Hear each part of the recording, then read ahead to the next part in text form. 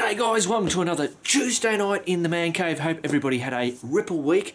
Now what we've got going on in this video is we do a little bit more work on that wood stove, the MX boots, those ones that were all bloody wiggly woggly. I have a go at trying to fix those with the heat gun. I get a new sticker for the stable, the worldwide sticker board, and we go to pick up a new bike down at Anglesea, and I take you guys with me. Cool. All right, where we go? Let's get the wood stove out of the way first.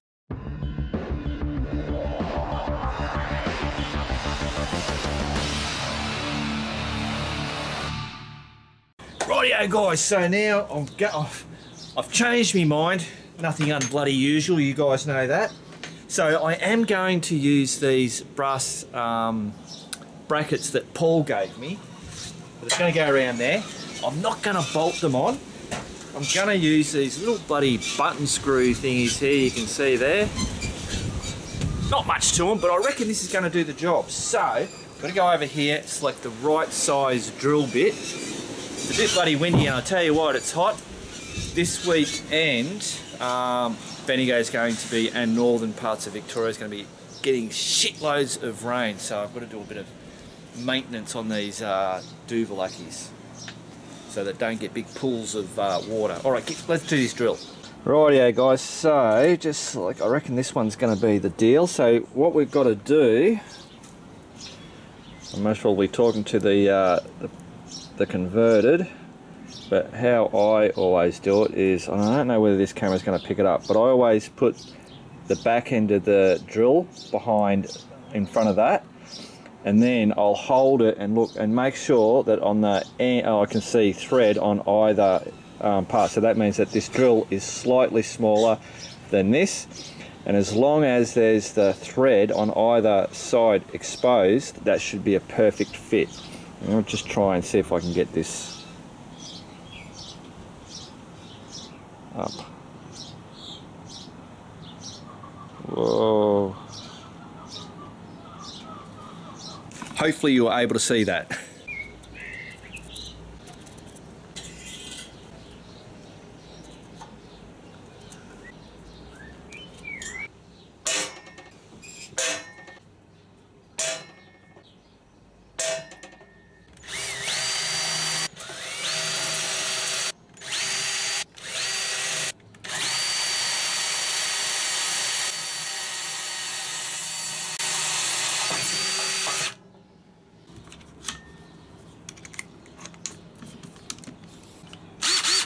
Rightio guys, so 4 holes are drilled. Hopefully me screws do the job. Whoa.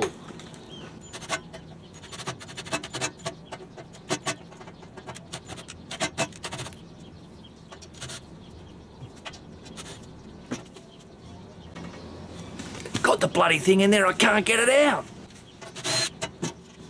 Oh.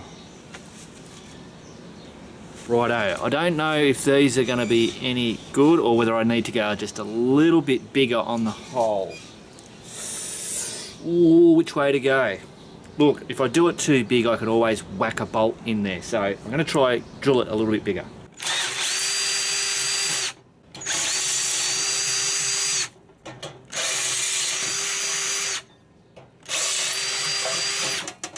Rightio, here we go again, guys. See if I can get this to go this time. Oh yeah, look at that. Brilliant.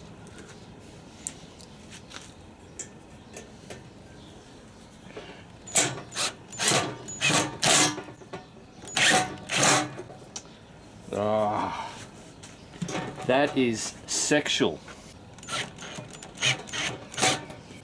Oh.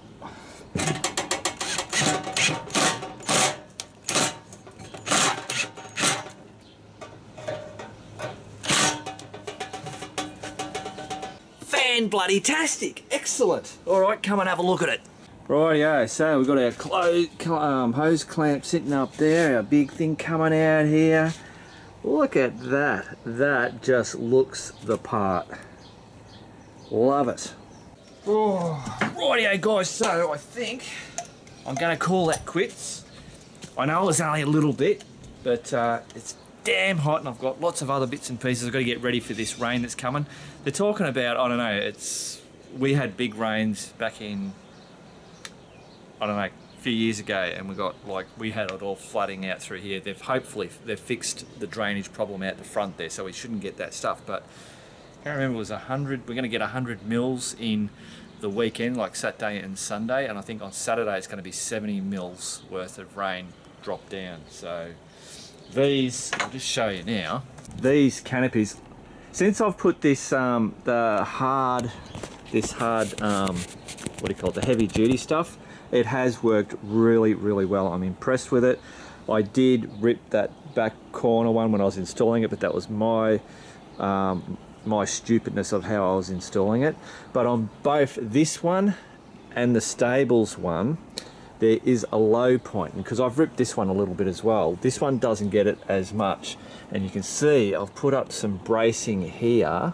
I've got to do it a little bit better, but basically the rain comes and it pulls down here, and I get a big pool of water. So by doing that the way that is, that's fixed that. But over here in this back corner up here, this one here, you can see how it's hanging down. That gets a huge amount, and I've had a huge amount in there, but I'm scared that it's going to bloody you know, I don't know, do something. It's pretty well stable, but what I normally do is I get the broom, I'll put the end of the broom in here, lock it into on max, and then the broom brush then pushes that up, so then all the water drains out. But I've got to do something a little bit more robust or permanent, if you'd like to call it that. Oh man, it's hot. All right, back to the man cave. Rightio guys, let's see if we can fix them. Rightio guys, so last week I was telling you how I've had these pair of boots, and what I'd done is I'd wore them, they got wet, came home, put them in front of the heater to dry them out, and there's the plastic coating that goes inside the boot. So there's material on this side, material on that side, and in between that is this plastic, thin plastic stuff. For whatever reason they have that in there. What happened was I had it too close to the heater. The plastic melted, as in it just got all that you can pliable, and then when it dried in a real weird bloody funny critchy bloody, and you can feel it on your feet. So Johnny doesn't have a pair of these, and I thought, shit, if I can fix these, straighten them up so that you don't feel it, they'll be perfect. I mean, I've only had one wear out of these bloody things, and they're O'Neill's, so they're a good bloody boot. Thought I'd give it a shot. So my plan is, well, first thing is a tip: don't put your boots too close to the heater, because you'll ruin the bloody things. Now I've got a bag of rags over here. What I'm going to do is jam as much of the rags in there as possible. Use a heat gun to heat up that area. Can you see that? Yeah, heat up this area here and re-melt, you know, not melt as in dripping melting, but just soften it up. And then by having those rags in there, have it so that it pushes it out and makes all that that plastic go straight. You know what I'm talking about. All right, let's get into it.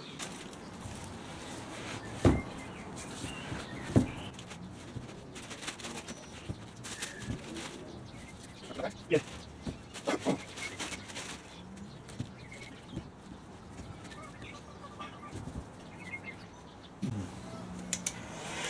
Rightio, so now to add the heat.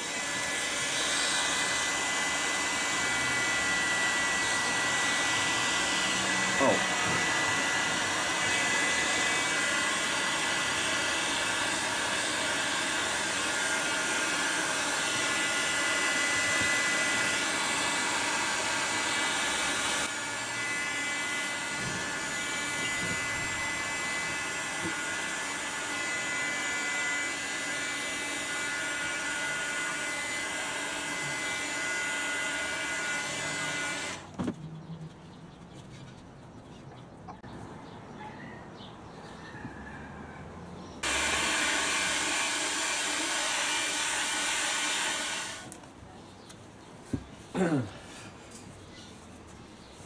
I reckon it might be working. Alright, I'm going to leave this one sit and I'll start working on this next one. I might have to have a couple of shots at this. I'll come back to you. Rightio guys, I've got no bloody holding the camera.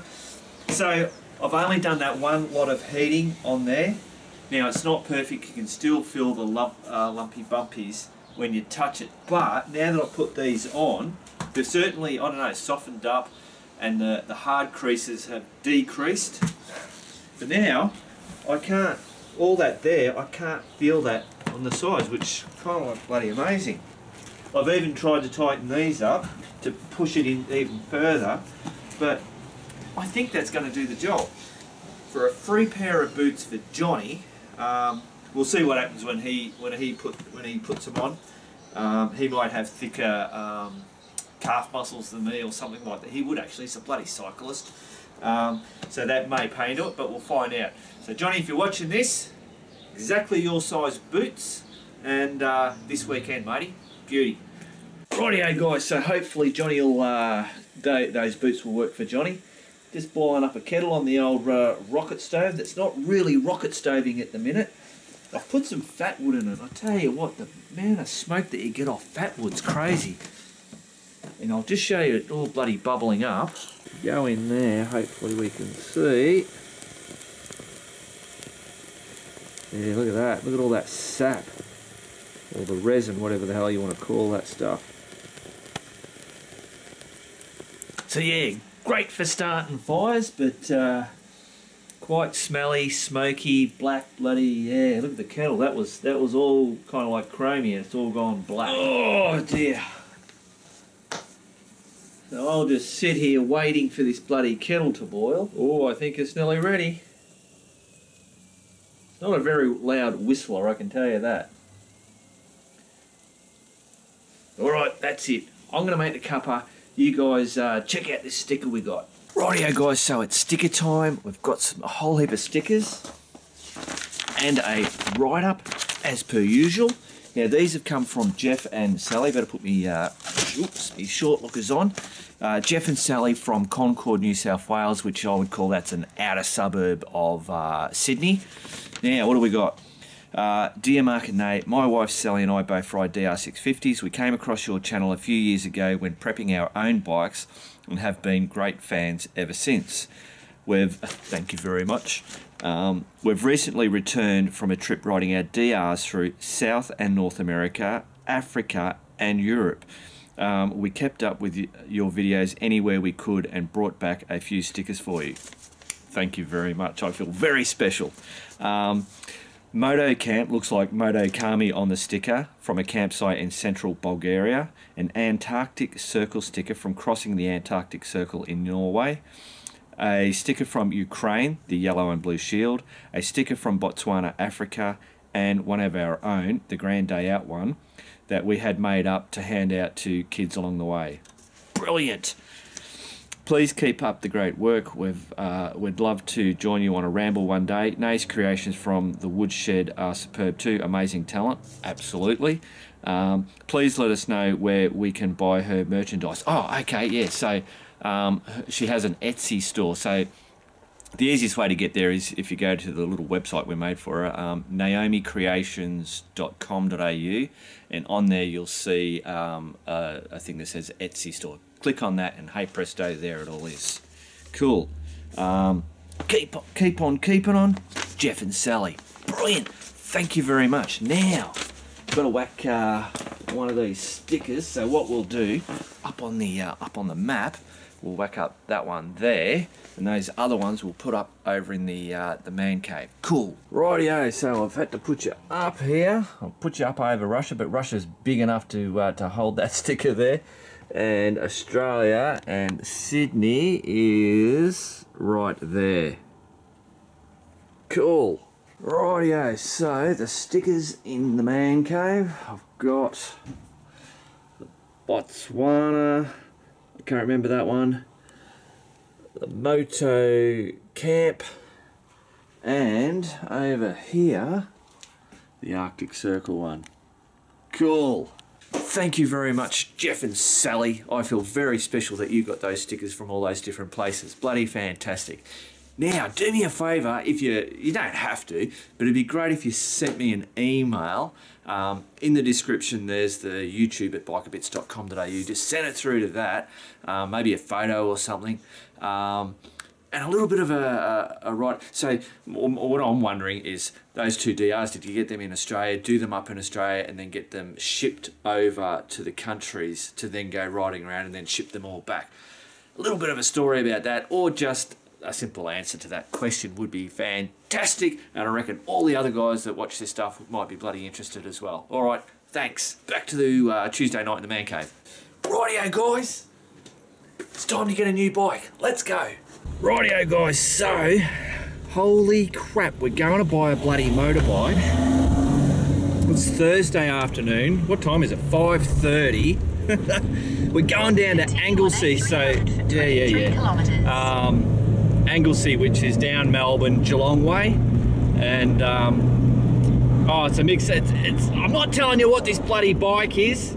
It's something old and cruddy looking, but we might be able to turn it into something pretty good. So anyway, we've got to race down there. There's going to be a guy at another guy's place down there that's got the bike.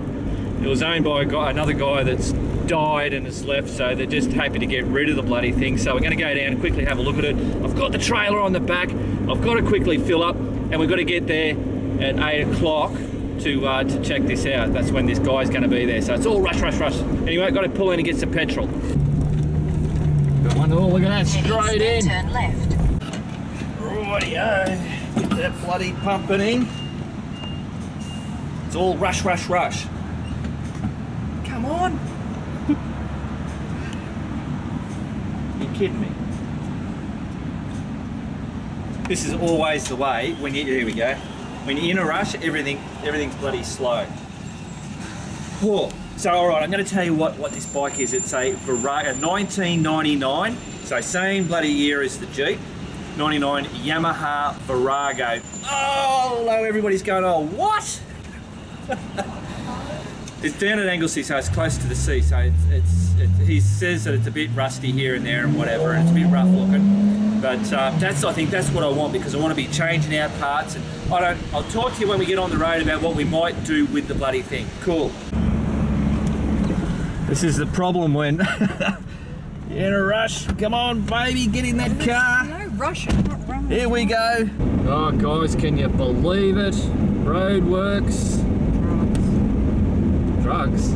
Trucks. Oh, trucks. What the hell? Drugs. You're on drugs. Well, I'm not on drugs, I speak English.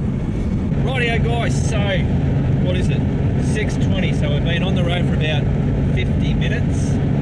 Got all out of that bloody ratty off the main highway. So what we're doing is going the back way towards Geelong. So we're going through Dalesford, Ballarat. Most of you guys won't know this. It's very bloody scenic around here. All nice windies and stuff. So I was saying, so it's a Yamaha Virago, a 1999. I think it said it was. Here's a picture of it. Whatever details. It's got 45,000 kilometres on the road. Now the bloke that I spoke to, he's actually out. He must be a farmer, or I know he was out cropping or something when I spoke to him. And he said that, yeah, it's a great little bike. The guy that had it actually passed away, died. And so yeah, he's just trying to get rid of the bike, basically, and he's open to any offer. So it had $1,200 on it. Now these bikes don't go for much. It's a bit like the Suzuki Intruder. You'll buy it for $6,000. As soon as you buy it, you're just going to lose heaps of money on it, because they're a learner bikes, and people buy them when they've got their learners or first starting out, and then they quickly go, geez, you know, I want a bit more power, I want to step up, and then they put them out. So there's always heaps of them out there for sale, which keeps the price down. So, you know, looking at a regular price, you know, I think about 2010, 2007, whatever, you know, you're looking, you know, $2,500, $3,000 is what they're going for, and they look like they're in pretty good nick. Most of them have a fair amount of Ks on them. from what I can see, these little Viragos, you can whack heaps of kilometres. You can get most probably 100k out of the bloody thing. So I don't think the engine's near its end of its life, unless it's been treated badly. So we're just going to rock up there, have a quick look at it, make sure it all starts up, runs pretty good. There's nothing obvious. I mean, I'm not a mechanic, but I reckon I can have a pretty good eye on what's, if there's something major wrong with it. Like I said, little rusty parts, bits and pieces and all that, doesn't worry me whatsoever.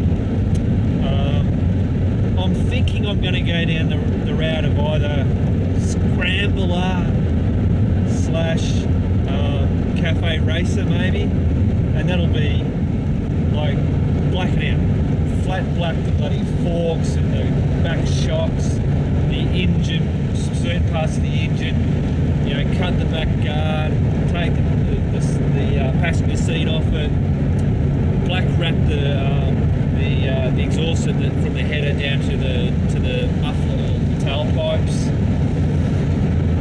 That's my idea, but as you guys know, I changed my ideas very, very quickly. Anyway, we will continue on. We'll most probably come back to you when we're just arriving there. I won't be able to obviously do the video.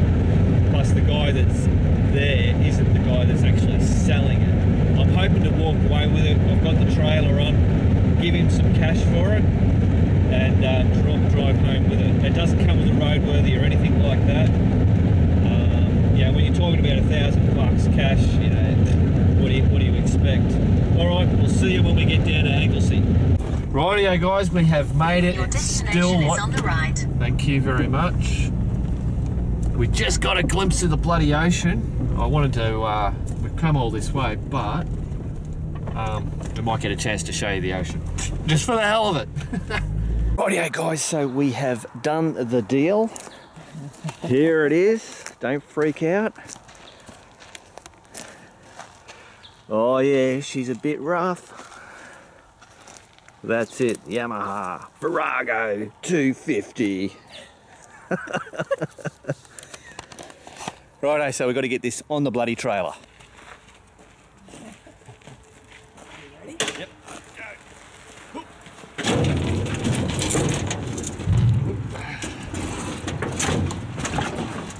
Beautiful. On that stand or? Oh yeah. We're over. Look at that. Easy as. Rightio, guys. So it is on. Look at that. My woman working away. Righto, we might get a chance to see the ocean before it gets too dark. Rightio, guys. So here we've made it. It's enough light to see the bloody sea. To see the sea. Oh geez, I'm gonna have to name the bloody thing now too. So here we go. So we're at Anglesey. Everything around here is bloody already closed, so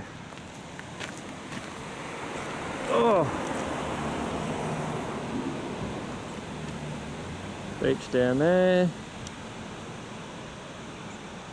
I've just been informed that this side over here is much better. And I think she's right.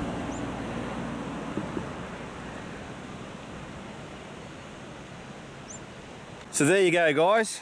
So I found a listing on bikesales.com.au. Rang the bloke, left a message. He rang me back. Said yeah, he organised to get this other guy to bloody whatever. We left Bendigo at 5:30. Got here at 8 o'clock. Done the deal. So I paid. What did I say? $950 is what we got that for. They had $1,200 on it, but there's a fair bit of bloody rust and stuff. But it all started, and I rode it around, and she was all good. So just a lot of hard work to get that thing going. So now we're going to find somewhere to eat, which isn't going to be around Anglesey, that's for sure. And then we'll head back to Bendigo.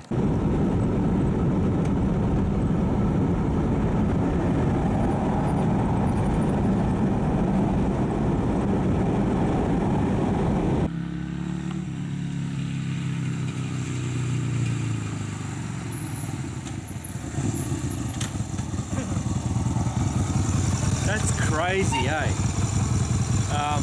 everything just works. All the lights, all the blinkers, the high beam, runs through the gears. We just started it up, like, just straight up. Just started. Everything just runs really good.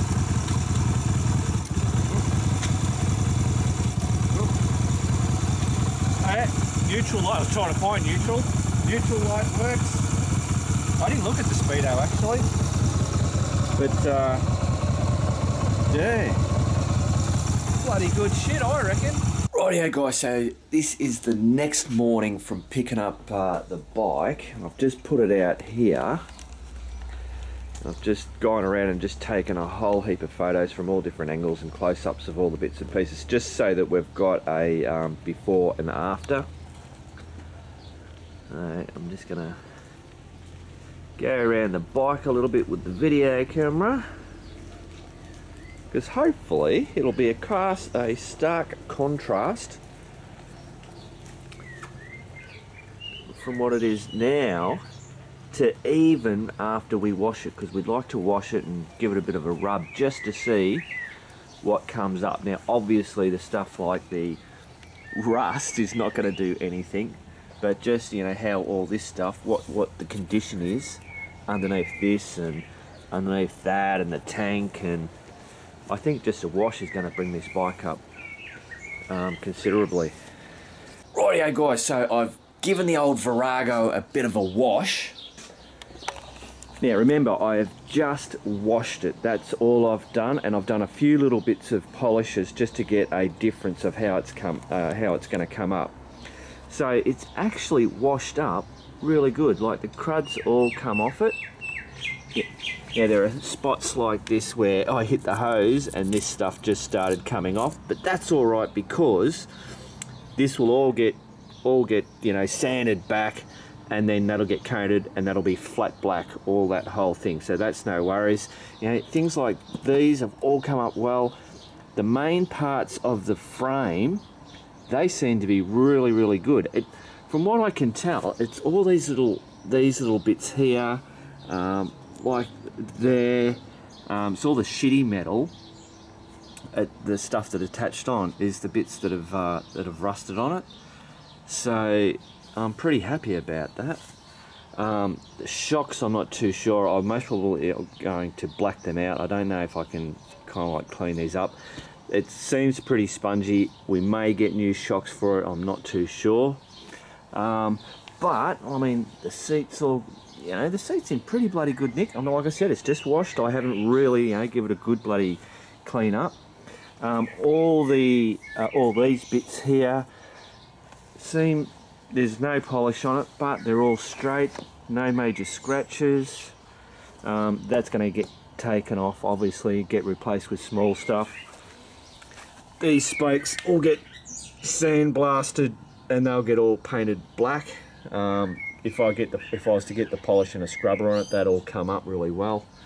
Now the exhaust pipe, you can see here, I've just put some polish on there, and that's brought that up, as you can see. But there are certain spots on it, namely here, all this through here.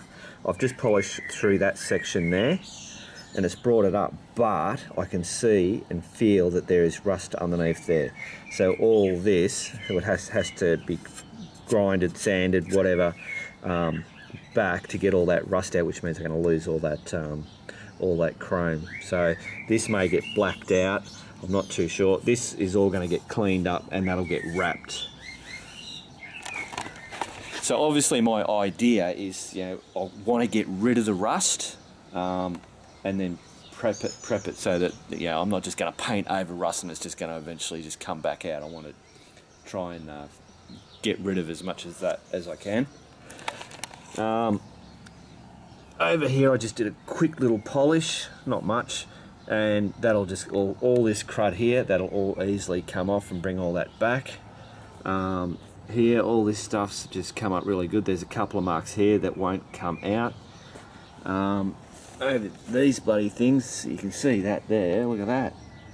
That will all just come up, no worries at all. What else we got? So the handlebar's going to go, they'll have straight through handlebars. I've got an issue here that's just loose, so I reckon I should be able to fix that, no worries. Just for giving it a wash. I mean, I was quite amazed how much a lot of the stuff come off, but obviously these will get replaced. Even this came up really good, but that's coming off. These are coming off. This is all nice, straight and smooth. If I polished that, that'd look bloody brand new. The forks are all pretty bloody good. I have a problem here, but the forks seem to come up and down to about there, so I should be able to just smooth that out, and that shouldn't be an issue with affecting the seals down here. Yeah, because there's all that up there, but I should be able to get rid of all that. A lot of this bits and pieces in here, wire stuff, will most probably get peed off.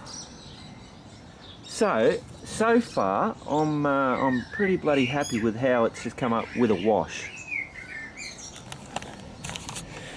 Now, me and Nay were talking, what are we going to do with this bike, you know?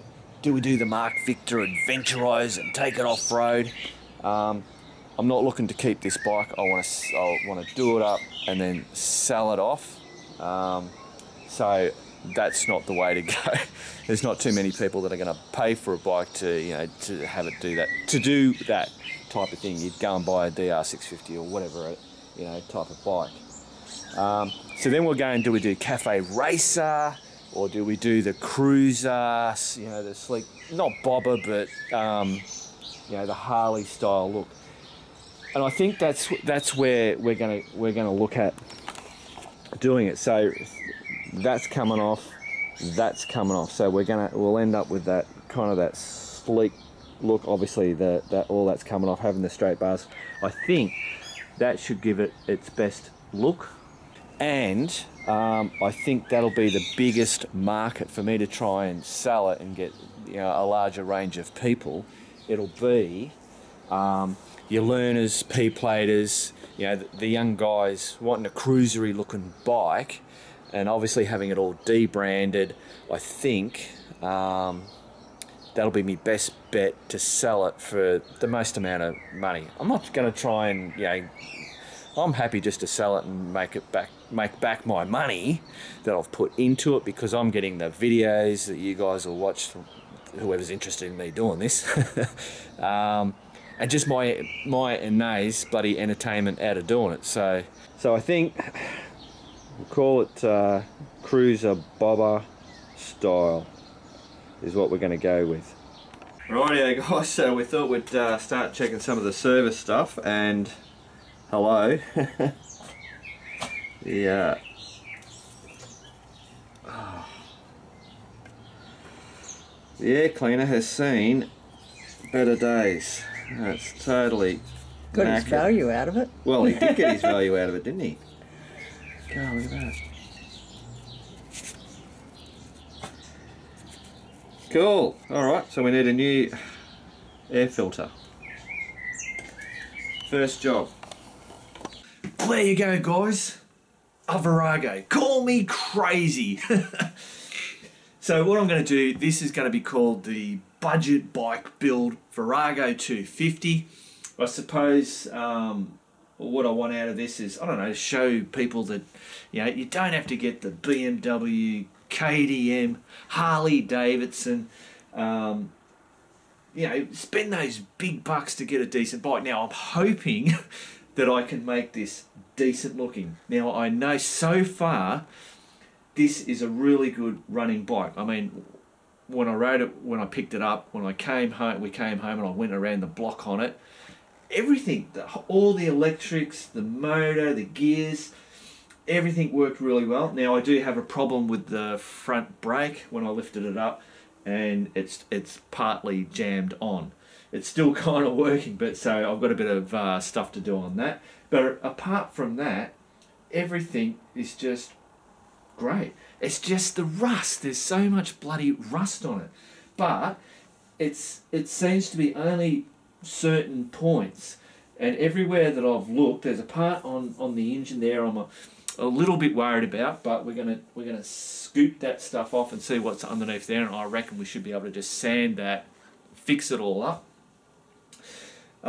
So what I'm going to do is I'm going to we're going to fix all this up. It's got to be roadworthy. It's got to be registerable, and what I want to do is basically, because this has got to be roadworthy and registered, I can't go crazy and start chopping back fenders and all that kind of stuff, because they will just knock it when it comes to getting it roadworthy.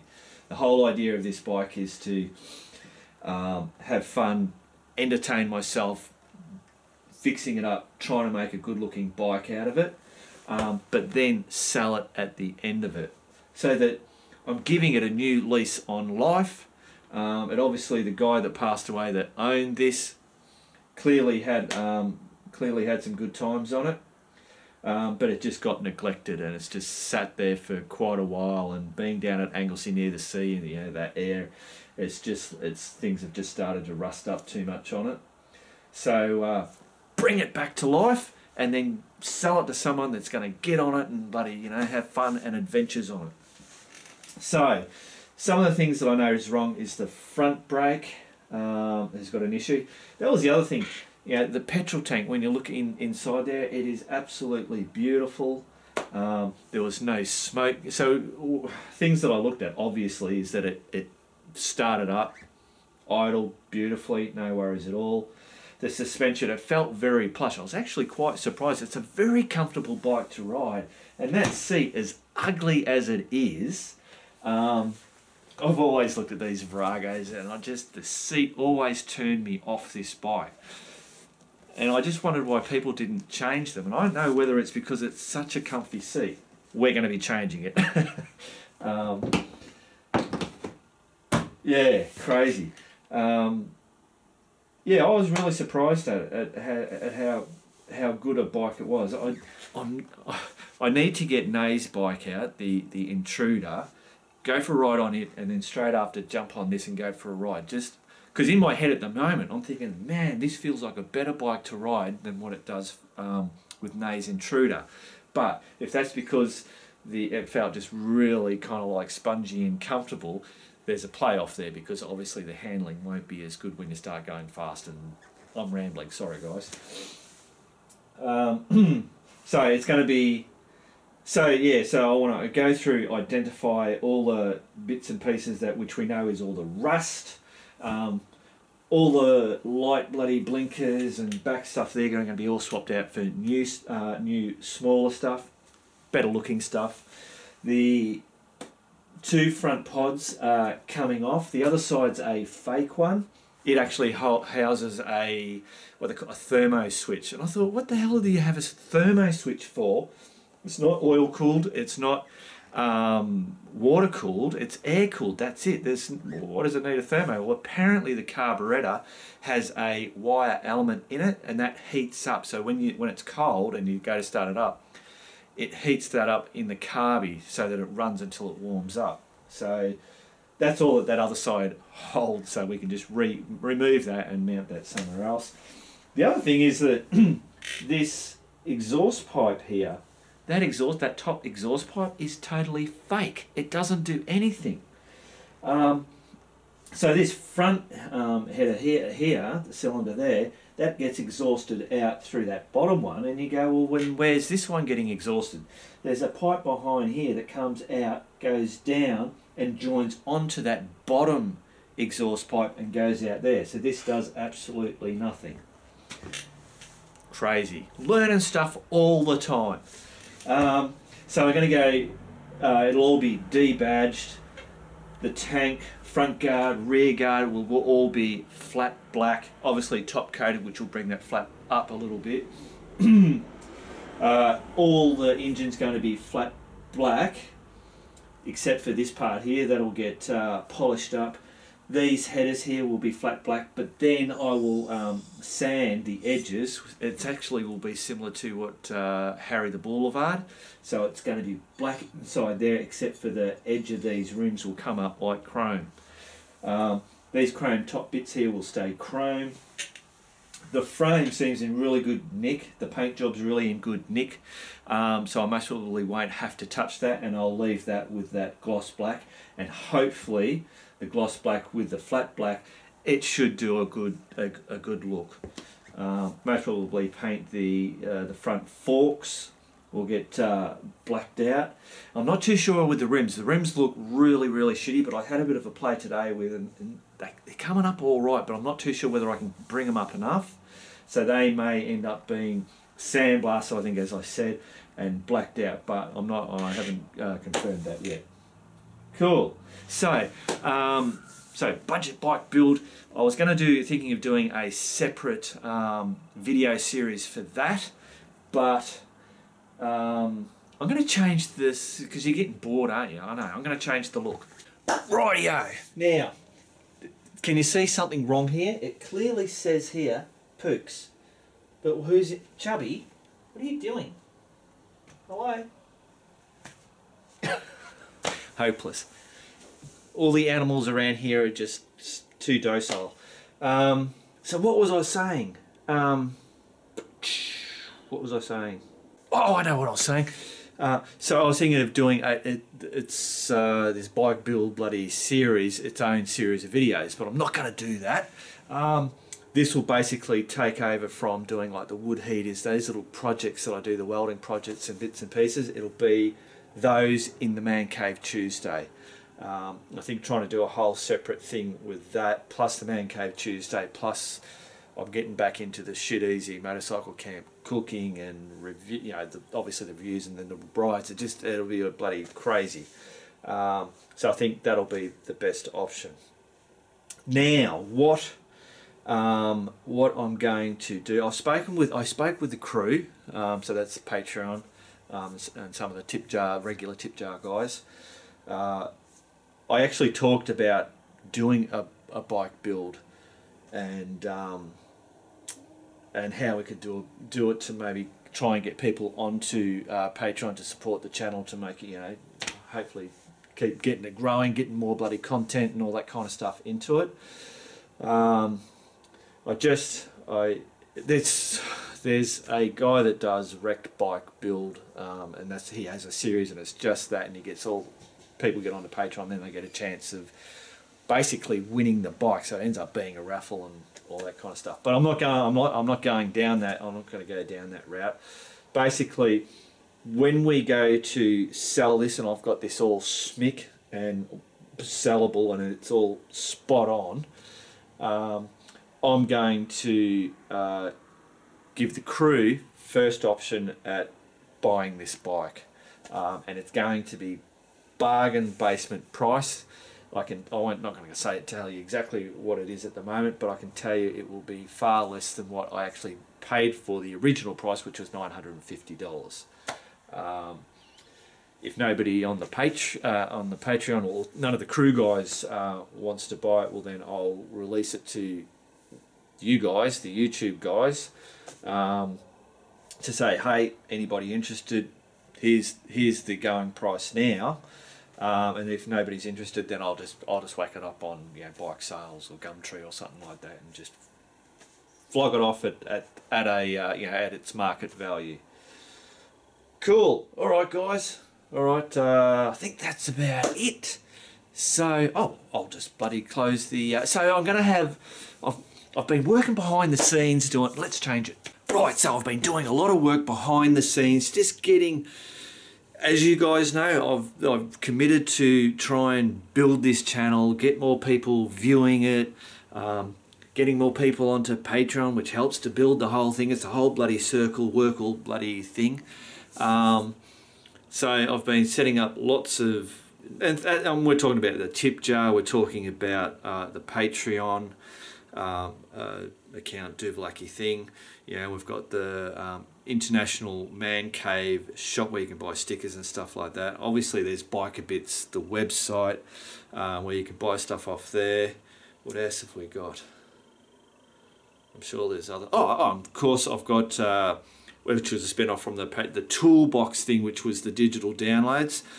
So at the moment I've got the Grampians Dual Sport Ride route and information, and also the Alpine ride that we just recently did, the route and information stuff, and I've got them on bikerbits.com.au/adventure, which is just the page which is to do with all the YouTube bits and pieces and all that kind of stuff. You can actually pay $9.95 to get that download, to get that information. I get a lot of people asking for the, oh, have you got a GPS route of that kind of stuff? And so I've put them out for price. It's a real issue. I think I've got my head around it, and I'm thinking, well, no, I'm making bloody videos and I'm putting them out to you guys, so I'm putting a lot of effort into that, and you're getting it all for free. And yeah, I might already have the route already done, and I could just email it straight to you, but I'm dealing with emails and comments and all that kind of stuff, and then if I'm going to give you something, well, then I've got to do it all up and all that kind of stuff, and I think it's only fair that I go, well, look, if you can get it free if you become a crew member and on 10, you get access to the toolbox, and you can get all the downloads, all of them, for nothing, basically. Obviously you're paying to be a crew member, but I'm rambling, but that's where I'm going to keep rambling. So, but if you want a particular route, you can pay $9.95 and get that information. And I'm happy with myself that I'm doing that, and I'm not, I don't know, what do you call it, selling out, or I'm trying to make money and screw people, I don't know, whatever. Cool, it's all to help the channel so that I keep pushing out this free content for you guys to watch. Cool. All right, that's it. Keep on riding, guys, and if you ain't riding, keep on keeping on.